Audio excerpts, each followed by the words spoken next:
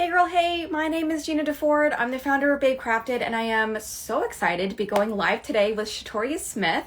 So she is a phenomenal bookkeeper. She is an educator for virtual assistants. She's just all around phenomenal. So we're going to be talking about bookkeeping basics for small business owners. We want to hear your questions, and we're going to give Shatoria a moment to join us. Hi Jade, welcome. So nice to see you. Hello Rakaya, how are you? Got a California babe in the mix. We have a Lakeland babe in the mix. It is so nice to see you ladies. Hear your questions. The more we can customize this chat for you, the better. So I also have some questions here to my right that I'm going to be pulling from. Hi, how are you? Good morning. How are you, Gina? Good. It is so nice to see you. Nice to see you as well. All right, so let's go ahead and dive in. Can you tell us a little bit about yourself and your background, please? Sure, absolutely. So my name is Shatoria. I'm based in the Tampa area. I am a Florida native, which is kind of rare nowadays because I rarely meet people who are from the state of Florida. But I grew up down in South Florida from West Palm Beach, and I moved to the Tampa area about 7 years ago. I have an MBA in finance. I have a bachelor's degree in accounting, and I'm also a QuickBooks certified pro advisor. Um, I've also worked with school bookkeepers, which is pretty much what got me into this arena with working with small business owners. When I was working with the school bookkeepers, um, when I worked for the district's office, it's like each school site, it's like its own business. That's how it operates.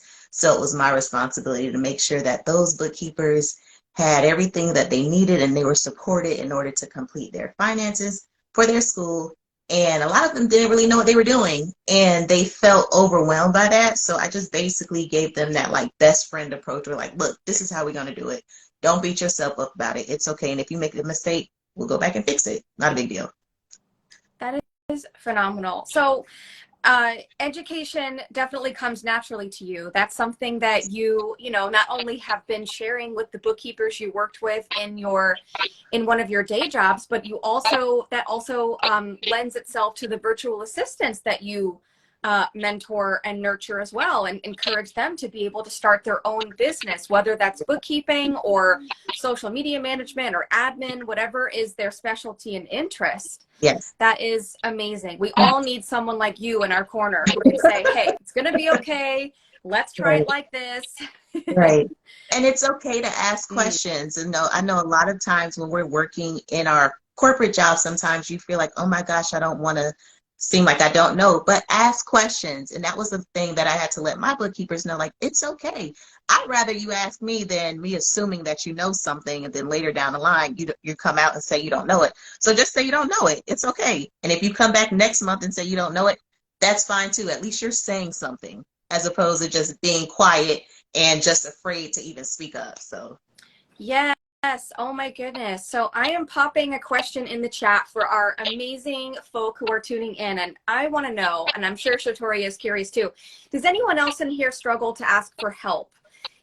This is something that just does not come naturally to everyone, especially women, especially business owners. So let us know about that, everybody. And then I've got another question for you, Shatoria. So what are some of the common sticky points, missteps that you see happening with small business owners when it comes to managing their books? So one that stands out to me is commingling their funds, like between business and personal. Um, they may not know that they should have a separate business account, or it was just easier to keep the personal account and funnel that business money through it. And that's a big no-no. Like we don't want anybody to do that. So if you have any revenue coming in or any expenses that are going out from your businesses, they need to be connected to a business account. So if you have your personal account, whether you're paying your home mortgage, daycare expenses, groceries, all of that, that should come out of your personal account. You don't want to mix the two. It just looks messy. And I honestly feel like it keeps things organized, because you're going to hear me talk about the school a lot because that's where a lot of my background came from. But when it came to the school, I would often tell the bookkeepers, um, if you had a staff account and a student account, you can't spend money out of an account that the students raise all this money for all these fundraisers, and you're taking the money out of that account to pay for staff breakfasts, staff retreats, and all of that, because at the end of the day, the staff didn't contribute to the money that was in the account. And it's really not fair that the students raise the money for, let's say, continuing education or whatever resources that they needed, and staff are over here having a picnic or a potluck out of it. Like, it's not fair. So you always want to, you just try to use that same mentality when it comes to your personal and your business. Like, if I'm working my 9 to 5, my bills, my household bills are going to come out of my primary account. Now, if I have expenses that are related to my business, that those expenses are going to come out of my business account.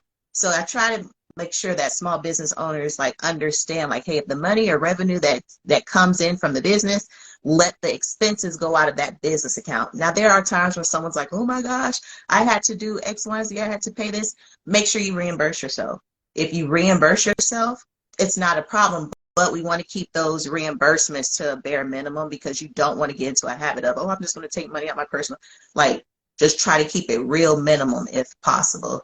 Another mistake that I've seen is people just neglecting to do the books at all. They're like, oh, I have good intentions to do them, but I'm going to get to it tomorrow. And then tomorrow is a month later. And then tomorrow is 6 months later. And then here we are at tax season. And it's just like, oh my gosh, I don't know what to do. Like, what should I do? Like, I'm scared to reach out because I'm embarrassed. I don't want the bookkeeper or the CPA to feel like I'm incompetent. And they're not going to feel that way. But if they do feel that way, you don't need to work with them at all, because they shouldn't feel that way when it comes to that. Because at the end of the day, we're here to help and support small business owners. Like, if I know that I don't like cleaning my house, I'm going to go find somebody to come clean my house.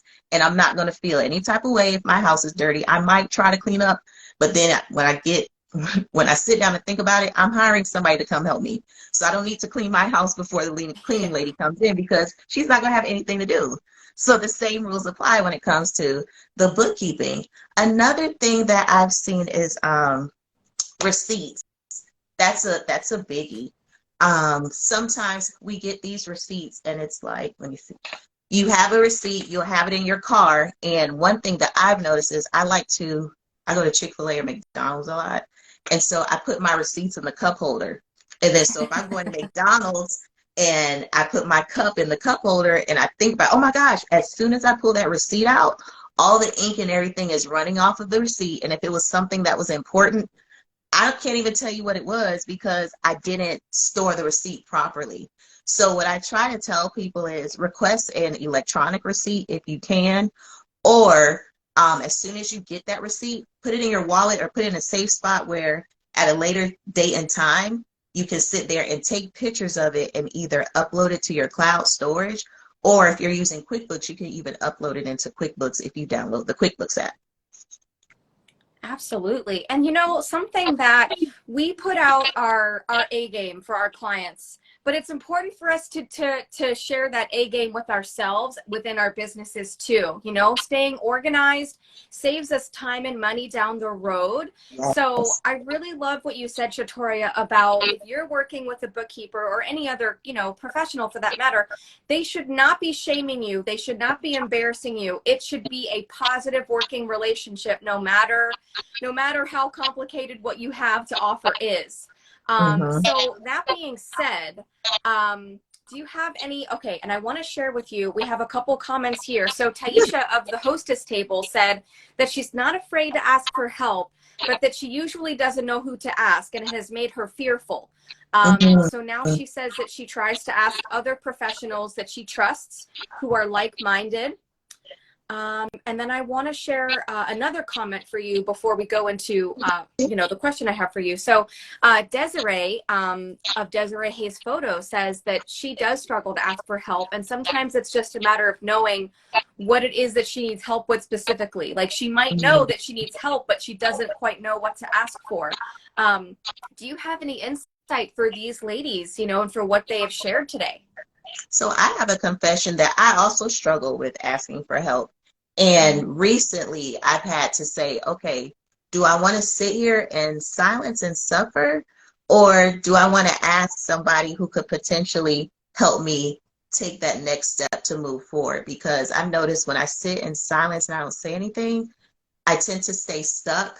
And then what eventually happens is that fear and that thirst that I had for whatever that task I was completing, it starts to go away, because I'm just like, well, I just rather sit here and just deal with it. And it doesn't do anything. So 2023, this year, I've actually like stepped out of my box and started to ask for help. Or even like with Instagram, I love Instagram, and it's probably because I'm an introvert and I can sit behind the screen or whatever. But I found myself being able to connect with accounts and ask them questions that I necessarily wouldn't have to ask. And once I hit submit and I get their response, it's like their response is completely different than what I envisioned in my mind. It's like, so why did I wait this long to ask? Because they're just like, oh my gosh, Shatoria, I would love to answer your question, or I can direct you to this person or that person.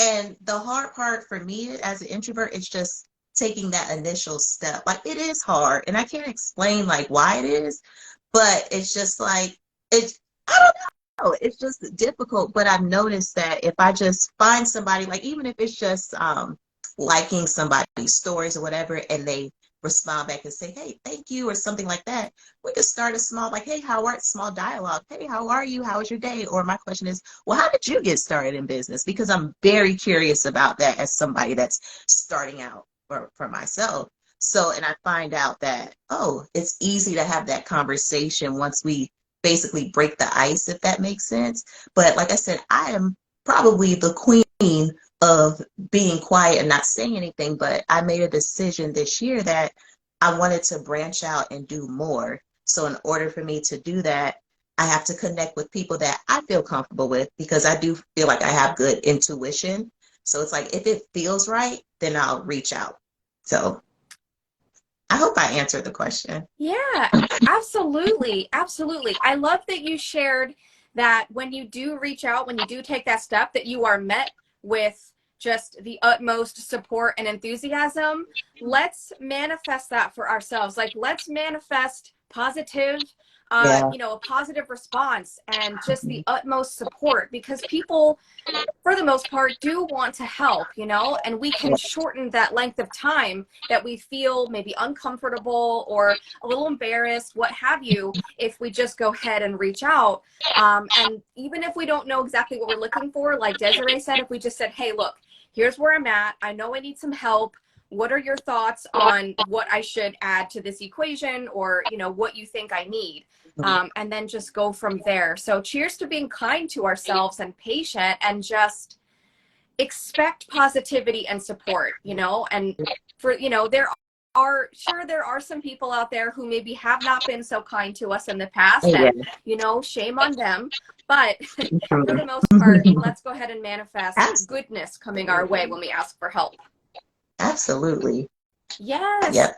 I completely agree. I absolutely. And thank you so much to the ladies who have shared that this is something you struggle with. Like, you are so not alone. Shatoria has said she struggles with it too. I do as well, but we can practice asking for help and getting better at that together. And that's the So importance of community. You yes, know, like when you find women who share those commonalities, it's reassuring, where it's like, oh my gosh, I'm not the only one that feels like this. And you feel comfortable with opening up to them. And before you know it, it's just like, wow, I got all this information just by finding women who are similar to, how I'm feeling. So yeah. absolutely, absolutely. And then, and then these people, they're in your corner, like they become like your allies, and Yeah, like, oh, I can just ask her. She'll let me know what she thinks. No problem. absolutely. So we have a question from Desiree. She wants to know, outside of QuickBooks, are there any other systems that you recommend or prefer your clients to use? So I use QuickBooks. I love it, but there are other programs from other bookkeepers that I connect with that they prefer their system. So there's another one called Zero. I haven't personally used it, but I've heard really, really, really great things about it, and I've heard that it's a little more user friendly in certain areas. I can't really go into detail because I'm not familiar with it, but I know a lot of women that use Zero and they prefer it over QuickBooks. And it's spelled Zero. I'm sorry, Xero. Mm. Um, there's another one called Wave. Again, I haven't used it, but I've heard good things about it, and I think there's certain components of it that are free, so you may not have to pay for Wave. There's also FreshBooks. Um, haven't heard too much about FreshBooks. So I can't expound on it, but I do know there's FreshBooks. So there are three other options outside of QuickBooks Zero, Wave, and FreshBooks that you could possibly use. That's awesome. Thank you so much for sharing that, Shatoria, and thank you for your question, Desiree. It's really helpful to know what kinds of options we have, and then we can find whatever works best for us. Like whether it be, the way the platform works, the cost of the platform. I mean, there's so many different factors to think about before committing. So I have another question for you. So let's dive into the impact that having disorganized or incomplete books can really have on your business. I mean, on a long-term basis, like how does this really affect our businesses? So if you have disorganized or incomplete books, so several things can happen.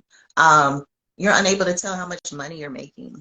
Like, how do you know what's going in and what's coming out? You may pay your bills, you may pay contractors if you're working with them, but how do you really know how much money you're spending? How do you know if your business is even profitable? You don't, because they're unorganized. How do you know if if you have fraud on your accounts? So that goes into checking your bank statements. You've got to check your bank statements to make sure what you're actually sending out is matching your bank statement. I'm guilty as far as when it comes to my personal finances, not checking my personal accounts. I check business accounts like no problem. But I know not too long ago, I was checking my personal account, and what alerted me was I went to CVS to go buy, like, I think a soda or something. And I went to go buy lunch. I was at work. I went to buy lunch, not even an hour later, and my card declined. So I'm like, well, what's going on? So, oh, let me log into Bank of America to see what's going on, to find out somebody got into my Google account and purchased some game that cost like $79.99 every 7 days. They were going to charge my card $79.99. So they Wow. charged my card like 6 times, and then my bank locked the card. But had I not gone and checked that, I would have just been like, oh, well, it's whatever, whatever, and went on about my business. But it's important to make sure that you look at your bank statements, check your banking activity. It's also important to make sure that your finances are organized, because what if you want to reach out and get like additional funding? What if you want to apply for a grant? What if it's all these different factors. What if you want to build your team? So if you want to build a team, you got to know how much money you're working with, because how are you going to pay them? Nobody's going to sit out here and work for free. They may say that, but like, let's just be for real. We have bills that we need to pay. So you can't pay your team if you don't have anything organized on your back end. So it's very important to figure out, okay, well, this is how much money I'm bringing in. This is how much I'm paying myself.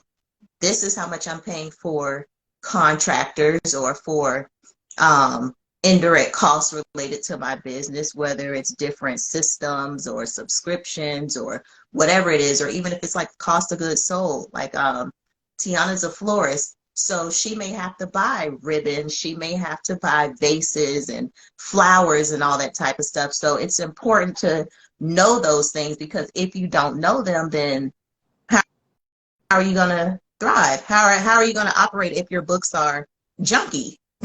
So it's very important to make sure that you have those things in place. And also, if your affairs aren't in place and you're talking to someone else, or let's say you're working with the client and they're just like, you know what, Shatoria's stuff is just flat out raggedy. It's not, she doesn't have it together. Next thing you know, that's word of mouth right there. And that reputation can travel around. You may not be aware of it, but people say, oh, you know what, don't work with this person. Because all of us know, like when it comes to, let's say, like a fast food restaurant, certain restaurants that you don't want to go to, especially particular locations. So you're like, you know what, don't go to that McDonald's that's located at X, Y, and Z street, because you didn't have a good you didn't have a good experience, and it just seems really raggedy, which is like my favorite word.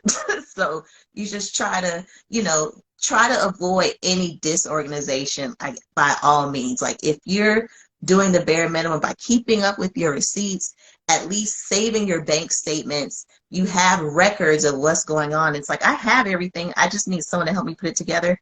That's good versus someone being like, I don't know. Well, how long have you been in business? Oh, I've been in business 5 years, but I don't know how much I'm making. I don't know. I send invoices, but I don't know how to track them. Like, that doesn't look good. Absolutely. And it really shortens our potential to be able to, make the income that we want, to be able to grow Right. the business in a way that is sustainable and positive. If we Exactly. don't know how much money we're making and we don't know how much money we're spending, that's just a recipe for a big old mess. Like, not just for our bookkeeper and our accountant, but also, like you said, Shatoria, potentially for clients too, or for any wholesale accounts we work with. I mean, Mhm. it is really important to have, it's not about being perfect, but it is Right. about being organized and Mhm. intentional and as buttoned up as possible. Right. And you know, one thing I left out, taxes. Like, the Yeah. last thing you want to have is an issue with your taxes and you can't pay them. So you better make sure that you're organized when it comes to your financial affairs and ensuring that you have money that you've been placing aside so that you can pay your taxes. Yes. Oh my gosh. Yeah. We want to avoid surprises, right? So, I want to ask you a question from the chat before we talk a little bit more about taxes and how that comes into play with bookkeeping, Shatoria. So, Jill of the Giggly SLP said that she's trying to learn the profit first method. Is this something you're familiar with, Shatoria? So it's funny that she said that because a couple weeks ago I was talking to a good friend of mine who is a CPA, Mm. and I shared with her, I said, I've been hearing about profit first. And I said, I think I personally want to get involved in that. I said, because from what I've seen and what I've heard, it sounds really, really good. Like, I've heard the framework of how it operates, but I'm not 100% familiar with it. But I just find it so interesting that she said that because I literally had that conversation 2 weeks ago with my friend who's a CPA, and she was like, "Girl, yes, profit first is like amazing." So that is definitely on my list of things to do this year because I've heard nothing but good things about it. Nothing but good things about profit first. That is wonderful. Thank you so much for sharing that, Jill. And Sophie says that she loves the profit first method too. Yes. So I want to Mm-hmm. ask anyone who's tuning in, have you tried the profit first method? How has that worked out for you? Please let us know in the chat. So Shatoria, let's talk a little bit more about, yeah, so nice to have friends in the chat. Let's talk a little bit more about taxes. So, we definitely want to make sure that we have money set aside. So when it does come time to pay taxes, it's ready to go. Do you have any tips in that regard? And also, if let's say we come to our bookkeeper or accountant and it's a big old mess, and that's okay, like, no shame, but my question is, there will probably be some extra charges to sort all of that out, right? Like, Mm-hmm. if whether a job takes 1 hour versus 5 hours, like, that's a big difference. Yeah. So can you talk on that a little bit too? So what I found is at the beginning of the year, there are business owners who will try to find bookkeepers to help do what we call bookkeeping cleanups. Mm. And a bookkeeping cleanup is basically a bookkeeper going in, cleaning up your books from that prior year so that you can file your taxes with your tax accountant or your CPA. In working with the bookkeeper, it's very important to make sure that you have all of your receipts so that your transactions are categorized accordingly. So if there are certain tax deductions that you qualify for, they stand out so your CPA, your tax professional can say, okay, well, you paid X, Y, and Z for marketing, or you purchased this product, or you have these other expenses down here that we can write off, or meals or whatever, things like that. It's important to make sure that you keep your books up to date so that when it's time to pass over your financials to your tax professional, they can go in and file your taxes and not have to worry about going back and saying, well, there's some transactions here. What is that for? Or you have this line item is excessively high. Do you have the receipts for this to cover that? Like, instead of being like, oh, I don't know, if you keep track of everything, oh yeah, I have the receipts. Here they are. They're in this cloud folder here called meals or whatever you want to call it. Or I have this one for travel, this one for mileage. It's just important to keep that stuff or keep those documents organized and filed. I really think it's important for the bookkeeper and CPA relationship that they at least communicate with each other. If just they don't have to talk like all the time, but just at least they, oh, the bookkeeper knows my CPA. So if my CPA has a question, they can ask the bookkeeper directly, or the bookkeeper can go to the CPA and ask questions as it relates to whatever financial reports that are presented to them. I really think it's important to have that relationship, or at least let them know each other, so that the both of them can be on the same page to ensure that that client has everything that they need when it comes to tax season.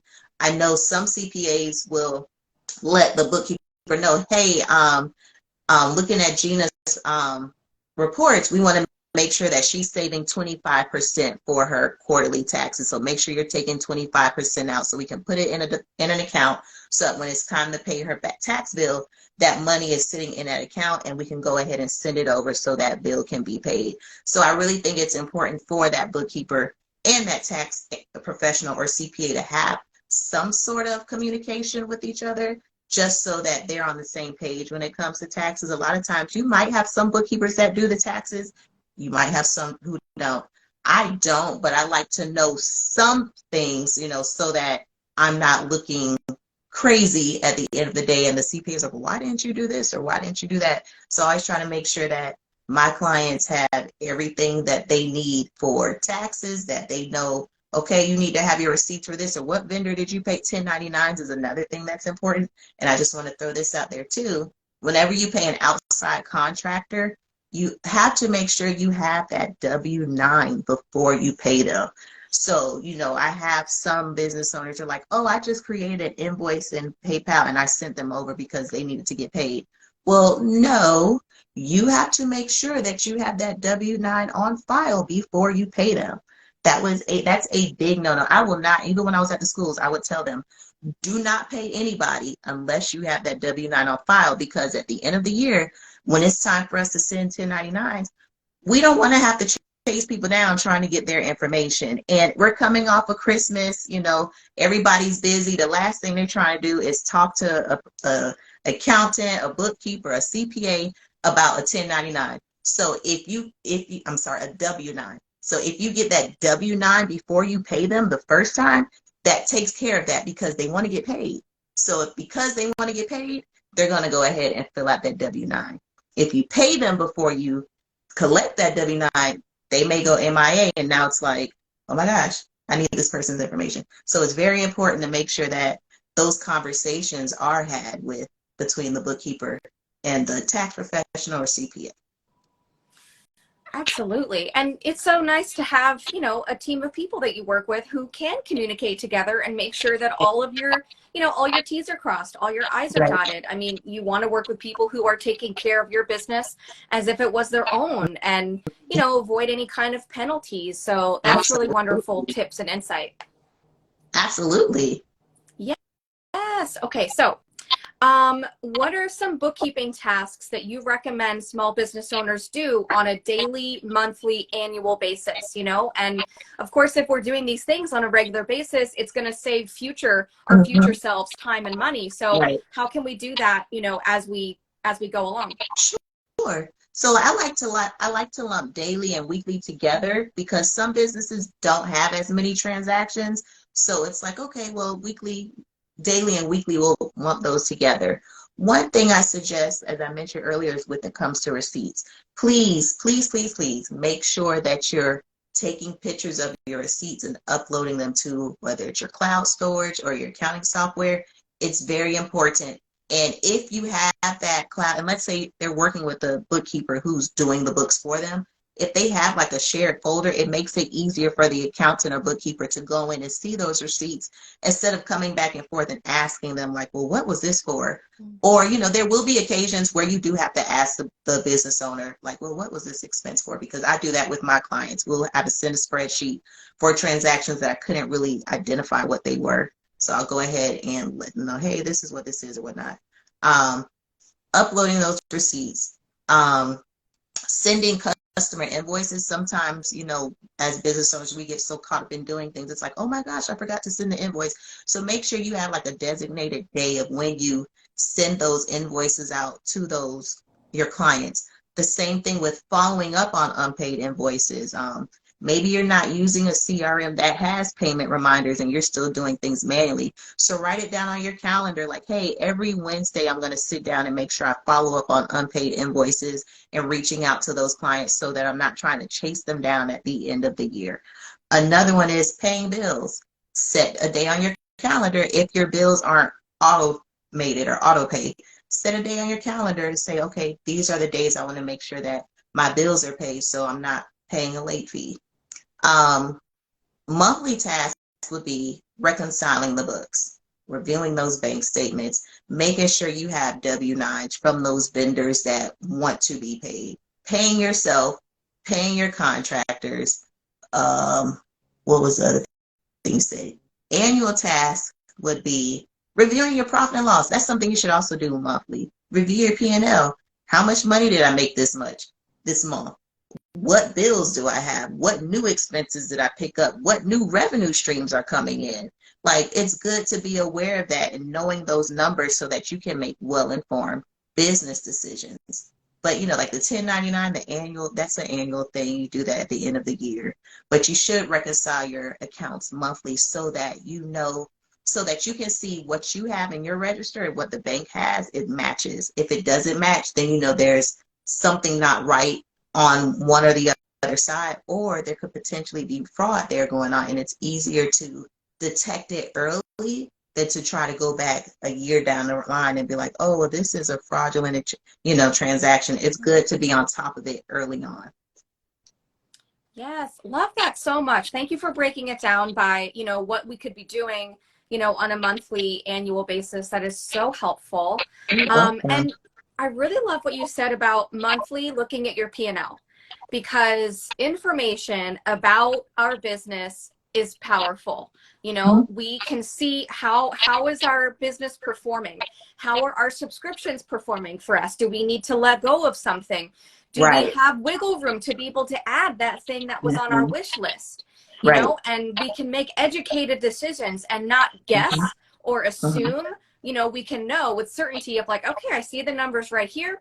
I can move forward with confidence and get these new headshots, or I can book Sophia of the Style Studio, or I can book, Desiree of Desiree Photos, or I can finally book that VA that I've been looking for in Sophie Robinson. So whatever that thing is for your business, it's just nice to be able to know that it's going to be sustainable and solid, and we can just continue on the best possible path. So this has been wonderful.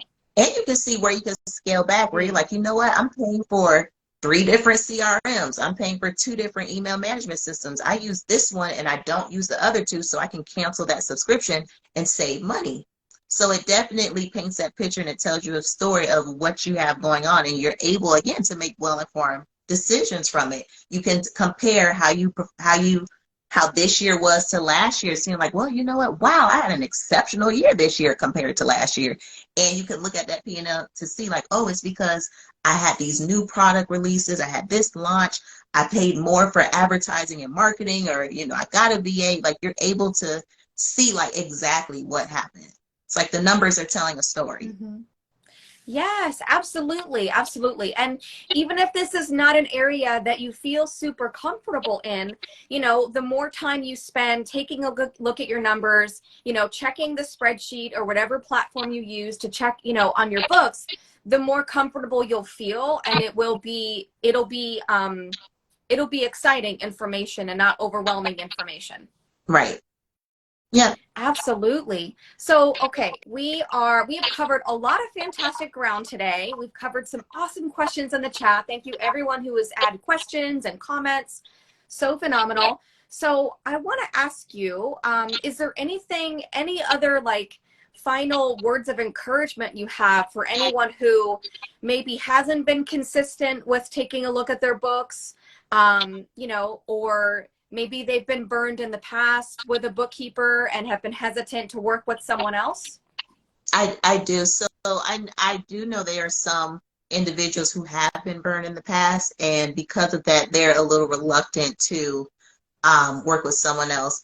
But I like to say, get to know that person as best as you can before you just step out there and try to work with somebody, because it's easy to see, like for me on my discovery calls, I keep it real with my clients. I'm like, this is how I am, this is how I operate, and this is how I do things. And I really hope that that translates over to them. But if it doesn't, I still like to keep that conversation going. Like we'll still communicate or do whatever. I don't want to just halt conversations because it's like, oh, well, she don't want to work with me, so I'm not going to talk to her anymore. No, that's not how things work. Like I want, like, it's hard when you're, it's, let's say because I'm virtual, so yeah, we're not going to see each other unless you're in Tampa, this area, whatnot.